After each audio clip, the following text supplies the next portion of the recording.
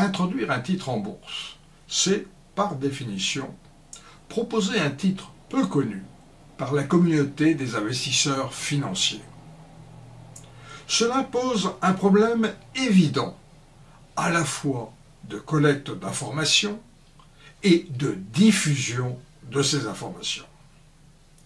Les banques introductrices jouent un rôle particulier dans ces deux dimensions. Plus elles sont connectées, plus elles ont de chances de bénéficier d'informations supplémentaires. Plus elles sont connectées, mieux elles pourront diffuser l'information dont elles disposent. Bajot, Chemamur et Simonian s'intéressent dans une étude publiée dans le Journal of Financial Economics à l'étendue des réseaux qu'entretiennent les banques d'affaires entre elles. Ils en montrent les conséquences au niveau des caractéristiques des IPO qu'elles dirigent. Pour mettre en évidence ces effets, les auteurs exploitent un échantillon composé de 6217 IPO d'entreprises américaines non financières réalisées entre 1980 et 2009. Les IPO ont été identifiés à partir des données disponibles sur la base SDC Platinum. Les données financières et comptables proviennent pour le reste essentiellement des bases CompuStat et CISP. Les autres informations financières viennent du site web de JReiter, des bases Thomson Reuters Institutional Holdings. Les auteurs utilisent les mesures de centralité de réseau élaborées dans la littérature de la Social Network Analysis. La centralité d'un établissement est établie à partir du nombre de liens qu'il entretient avec les autres membres du réseau. Ici, l'espace couvert est celui des syndicats de banques d'affaires constitués à l'occasion des IPO. Deux établissements sont en lien s'ils appartiennent à un même syndicat.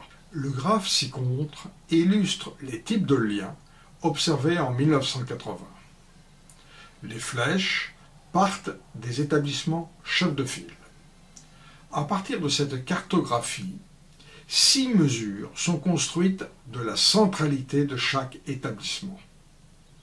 La plus simple étant le nombre de liens qu'il entretient directement avec les autres. Une banque chef de file qui dispose d'un réseau important pourra en extraire plus d'informations et fixer de manière plus pertinente le prix d'offre. On peut s'attendre alors à des révisions plus conséquentes par rapport à la fourchette initiale.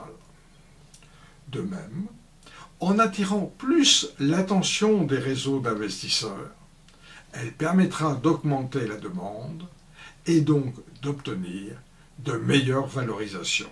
Tout ceci devrait se traduire par un plus grand intérêt de la communauté financière, un suivi plus nombreux par les analystes ou une participation plus élevée des institutionnels et finalement une plus grande liquidité du marché. Pour mettre en évidence ces conséquences d'une centralité plus forte de la banque chef de file, les auteurs procèdent à de multiples estimations de modèles de régression. Les variables dépendantes sont l'une des 8 caractéristiques retenues et les variables indépendantes sont l'une des 6 mesures de centralité.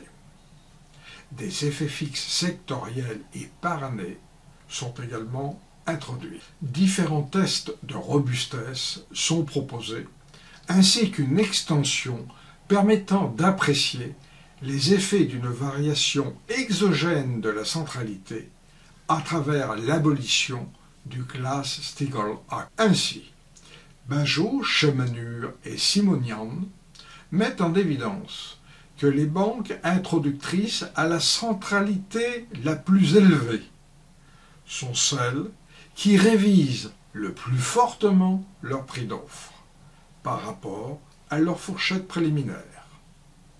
Elles ont ainsi pu tirer le plus grand profit des informations qu'elles ont glanées à travers le réseau de confrères avec lesquels elles sont en relation. Par ailleurs, ces banques sont associées aux valorisations les plus élevées en termes de ratio de Q de Tobin, aussi bien le jour de l'introduction que dans les mois qui suivent. Ceci peut être le fruit de l'attention plus soutenue que la banque introductrice a pu gagner auprès des investisseurs grâce à une plus grande dissémination de l'information. De plus, ces introductions en bourse enregistrent les rendements initiaux les plus grands. Les introductions que ces banques dirigent attirent la plus forte participation des acteurs financiers. Les sociétés sont suivies par plus d'analystes, les actions sont plus détenues par les investisseurs institutionnels. Ceci se traduit par une liquidité accrue des titres, voire de meilleures performances à horizon d'un an. Au total, les banques d'affaires qui occupent une place centrale dans les réseaux d'établissements ont une plus grande capacité à attirer l'attention sur les opérations qu'elles dirigent. Ceci se trouve aussi confirmé par une couverture média accrue. Elles ont donc ainsi un double avantage. Elles bénéficient des meilleures informations, mais aussi ont une force incomparable pour diffuser celles qu'elles détiennent.